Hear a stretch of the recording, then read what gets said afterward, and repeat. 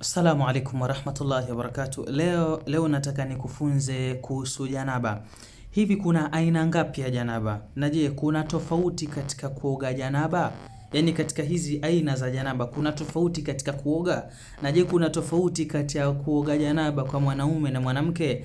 Na je, kuna tofauti kati ya kuoga hedhi na kuoga janaba? Hii ndio nataka tuiangalie, ila usisahau utakapofaidika mfaidishi na mwingine, na usisahau kufollow account ili uendelee kujifunza biidhnillahil karim. Kwanza unatakana ufahamu janaba ni janaba. Kinachotofautiana ni asbab, yani sababu za kupatikana kwa janaba ndo ziko tofauti. Ila janaba ni ile janaba na namna ya kuoga ni hivyo hivyo katika janaba zote. Sababu ya kwanza ya kupata janaba ni kutoka kwa manii. Yani manii yakitoka kwa njia yoyote ile, basi hii ni janaba. Ima kwa hali ya kulala, ulikuwa umelala ukaota ukaamka umetoka na manii, hii ni janaba, unatakana uoge.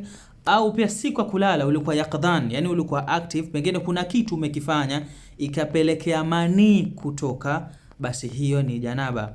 Ama njia ya pili ya kupata janaba ni kwa kukutana kwa tupu mbili. Tukisema iltiqaul khitanan, kugusana kwa tupu mbili, hii haijalishi ni halali au ni haram. Bimani kwa mke wako wa halali au ni zina, maadamu ni tupu mbili zimegusana, basi hili ni janaba. Na kuoga ni vile vile. Mtu asikwambie janaba la zina halitoki kwa siku 40, la. Janaba unapooga basi janaba lishatoweka, unaweza ukaanza kufanya ibada zako kama kawaida, ikiwemo swala na ibada zingine. Tofauti ni kwamba kwa zina umepata dhambi, na kwa halali kama ni mkeo wa halali umepata thawabu. Kwa zina lile dhambi haliondoki kwa kuoga janaba. Ni kwamba baada ya kufanya lile tendo ulikuwa na janaba, hauwezi kufanya ibada, hauwezi ukaswali, hauwezi ukaisoma Qur'an, ukashika msahafu, hauwezi ukafanya nini, ila kwa kuoga manake unaweza ukafanya hizo ibada, ila dhambi liko pale pale la zina. Ama sababu nyingine ya kuoga janaba ni islamul kafir, ni kwa mtu asiyokuwa Muislamu anapoingia katika Uislamu, basi naye anatakaniwa kuoga pia, kujitahirisha, kujisafisha. Na baada ya kuoga huku, basi mtu anakuwa amefutiwa madhambi yake yote aliyofanya kabla ya Uislamu. Ikija ni katika kuoga, hizi asbabu zote za kupata janaba, kuoga ni vile vile, hakuna tofauti katika kuoga. Kuna mambo mawili ambayo ni lazima yapatikane katika kuoga janaba. Lau litakosekana moja kati ya haya, basi unakuwa haujaoga janaba wewe, yani bado haujajitahirisha, bado ni mchafu vile vile. Jambo la kwanza ni ania, ni kupatikaniwe nia. Wa niyatu mahalluha alqalb, nia mahala pake ni moyoni. Nia si ile kutamka na waitu kwamba nanuia kuoga hedhi au nanuia kuoga janaba, hapana. Nia si kutamka, nia ni lile kusudio lako kwamba kuoga kwako ulikuwa unaoga nini, umekusudia kuoga nini. Hivyo unakusudia kuoga janaba au umekusudia kuoga hedhi au umekusudia kuoga kawaida. Kwa mfano, ikatokea mamka asubuhi, upo katika hedhi wewe, ukamka asubuhi ukaingia chooni ukaoga, haukuwa unaoga hedhi, unaoga tu kawaida, ni asubuhi umeamka basi unaoga. Kisha baadaye damu haikutoka tena, sasa ukaona nirudi nikaoge.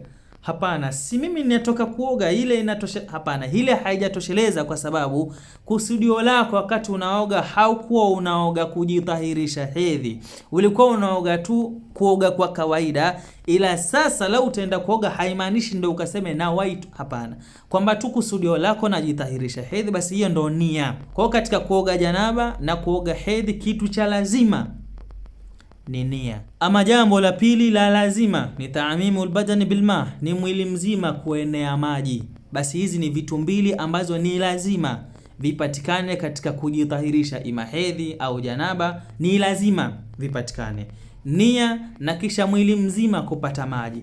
Ama hivi vingine, namna ya kuoga ni sunna kutoka kwa Bwana Mtume Muhammad sallallahu alaihi wasallam. Yeye ndo ametufunza ya kwamba kitu cha kwanza ni istinja. Unapoingia kabla haujaoga, kwanza unanawa, yani kuosha tupu zako. Lau utaosha kwa sabuni, lau utaosha kwa kitu gani, ala kulli hal unajisafisha vizuri, usafike tupu zako vizuri. Na kisha jambo la pili, utachukua udhu udhu wako kamili. Katika hili la udhu, unaweza ukachukua udhu mzima kamili, au unaweza ukachukua udhu ukachelewesha miguu, yani miguu ukaiosha baada ya kumaliza kuoga ndo ukaosha miguu, au pia unaweza ukamaliza kila kitu katika kutawadha. Na kisha jambo la tatu ni sabbul ma'i ala ar-ra'si 3 marrat, ni kujimwagilia maji kichwani mara 3. Bimaana unaosha nywele zako vizuri. Hilo ni jambo la tatu, unaosha vizuri nywele zako, unahakikisha nywele zimepata maji kisawa sawa. Pengine lau nywele zako umezifunga, umesonga, yani haujalazimishwa ni lazima uzifungue nywele, hapana, lakini hakikisha maji yameingia vizuri. Lau itakuwa kusonga kwako kunazuia maji kuingia vizuri katika kichwa chako, basi utalazimika, ni lazima ufungue hizo nywele.